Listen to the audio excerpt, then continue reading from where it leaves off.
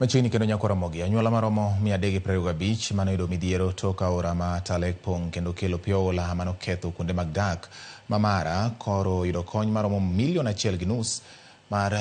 chiemo to kod sabun kowuok kuom jatelo mar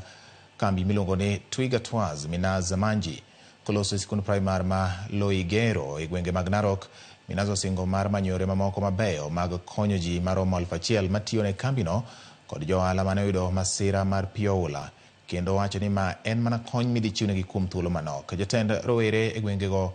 kata gwenge ma Kolong Talek Alex Salanka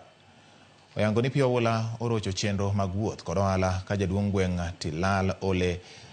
Sairua to medo jiwo kony kowuok kuom joma ni kod nyalo. Tok solo suru maromo $2.6 sekta mar Limbe kaunti ma Narok biro yudo $20 million kowuok kuom piny owacho mar gero kar nyiso kido gi timbe. Vitu mingi, vyakula, kambi mingi zikaenda, na tunashukuru sana Minaz Manji kwa kuweza kutuletea msaada. Hii mvua amenyesha leo na amenyesha kweli kweli, na sio ati makambi peke yake, amechukua hata wanyama ya pori, hata nuku, hata saa ingine ngiri, wanyama mingi sana amechukuliwa na hii maji. We decided as the foundation and as a family to come here this morning and distribute to these people who are displaced, numbering about 325 families, and I'm informed that the total number is about 2,000 as individuals,